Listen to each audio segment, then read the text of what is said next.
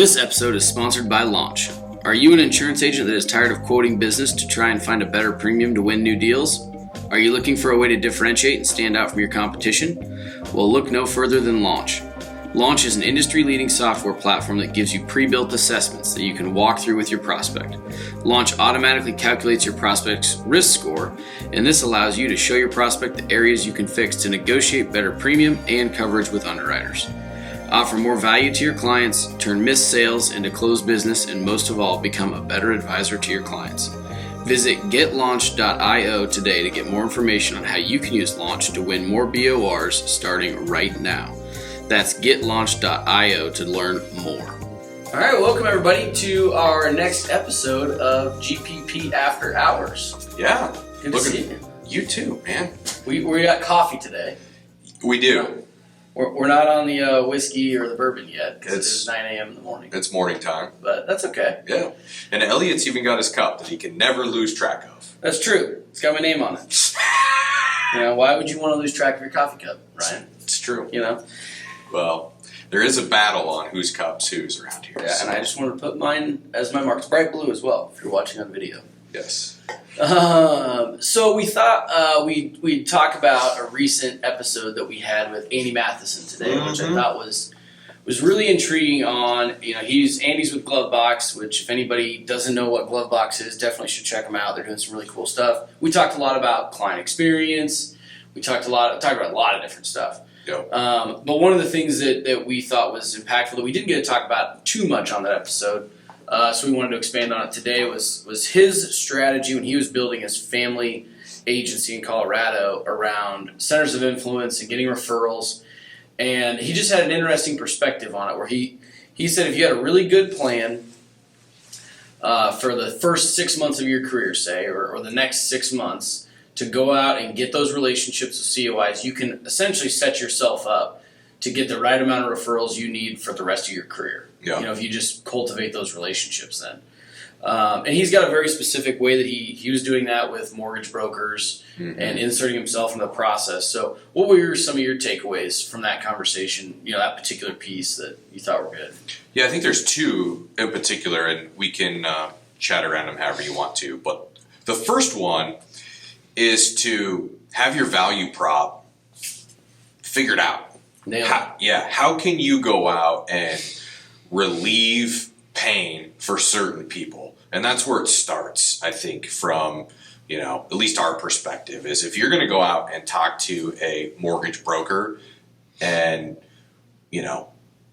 explain to them how you can help, you really need to be able to explain to them how you can help. Yeah. How can you alleviate the pain in their process and help them so that they turn around and say, oh my God, that was a painless process and you added a ton of value to the transaction and I can't live without you anymore.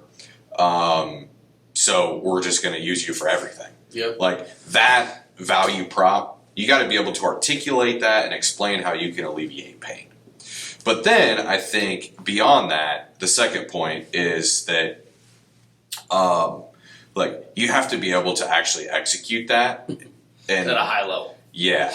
Consistent. And come back and then consistently be able to show value to the mortgage brokers, ultimately the clients that have good things to say about you and be able to deliver on it. So, I don't know. Those are my two high-level takeaways. Yeah, and then to layer on top of that, not only was he inserting himself into the mortgage broker's process to alleviate the pain point of the insurance piece of that, he was doing it, inserting himself in the process of the broker. It was before the broker was going to get paid, right? Yeah. So he was making their life easier. They could see a clearer path to them getting a deal done. Yep. They were going to do that all day long.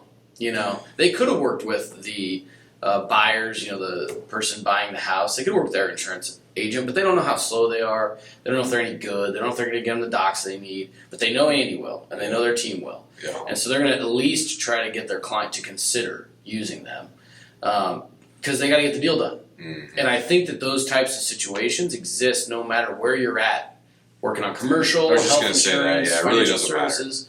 You can figure that out. Like who is dependent upon your product, the COI, to get a deal done or to help them get paid. and go to them and talk to them about how you can help in that process, what you can do. I think that's phenomenal because you're providing, not only you're providing value to their client, making them look really good, but you're helping them get a deal. Yeah, absolutely. You just have to be able to walk into whoever it is, an attorney, a CPA, or, a contractor, or, anybody else who is relying on you to have your crap buttoned up from a risk management perspective and articulate the value prop and how you can alleviate pain to try to get into their kitchen and start to figure out how you can help. Yeah. And so real tactically, before we wrap up too, on how Andy did that, because you mentioned like he would spend any new producer that they brought in, they'd have this 6-month process that they'd have them go through to build this network of COIs. And I'm sure if you reached out to Andy, he'd probably, throwing it out to you, Andy, probably send you his framework of how he used to do that. But essentially, it's he uses LinkedIn to get the names of mortgage brokers in the area, reaches out to them, tries to connect. Those that he connects with might be 20% of those that he tried to connect with. Sets a coffee, a phone call, want to tell you what we do type of thing. Does that every single day. And he does that with, say, 50 mortgage brokers or whoever it is, and he gets maybe 10 to get a meeting. Goes in there, that 10 might whittle down to 2 or 3 that he's actually like, okay, these are good people, I can provide value, and then he just nurtures that relationship.